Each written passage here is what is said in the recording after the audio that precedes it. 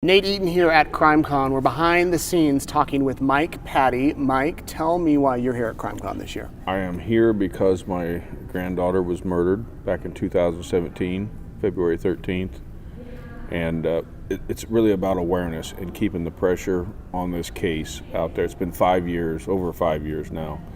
And it's always about the messaging, sharing that out there. Somebody out there knows something. We just got to connect to the right person. It hasn't been solved. It has not been solved yet. No, we've had over 60,000 tips turned in from the state police, Indiana State Police, the FBI, the Carroll County Sheriff's Department, even the Delphi Police Department.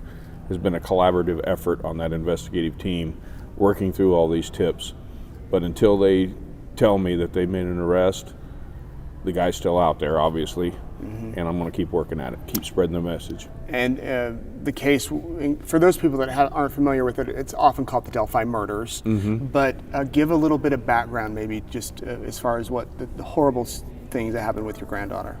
Well, obviously it was an uncanny, warm winter day on February 13th. The girls were out of school for what they call a snow makeup day. We have days built in for heavy snow, but so they were off, and they decided to as a set of events that kind of happened that morning. Said, hey, let's go for a walk out on the trails, which is a place a lot of kids go, and there were a lot of other kids there. It just happened to be when they got dropped off, there was a lull in how many kids were there. They kind of left, went for lunch, came back, whatever, and then they just went missing. And a search ensued that night, and we continued to look for them all evening and even into the wee hours of the morning.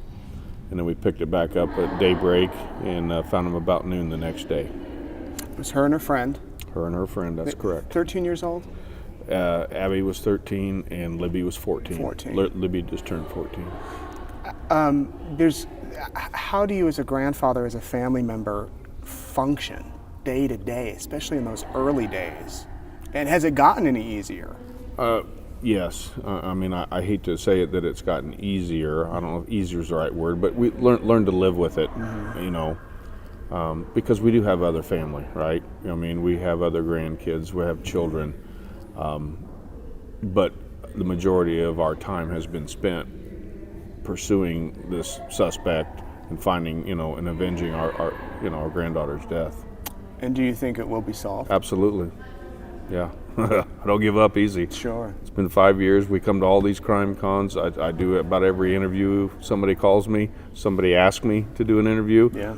I'm more than willing, because all I got to do is this guy's lucky every day. I just need to be lucky one day and catch this guy. Wow. Yeah. Well, thank you very much. And I know people that are watching, we followed the case closely, and we hope that next year at CrimeCon it's been solved, or there's a trial underway or something. Something, yeah. And I, my wife posts every day on Facebook that today's the day. And one of these days we're going to be right. Wow. And she's pretty faithful about that. I mean, there might be a couple of 2 or 3 that she's missed, but every day she posts something out there. Today's the day. Well, thank you very much for talking with us. We'll link down below. You can find more information about their story. And, of course, if you have tips, I know you want those called in. Absolutely, yep. Yeah. All right. Thanks for talking with me, and good meeting you. Thank you, brother.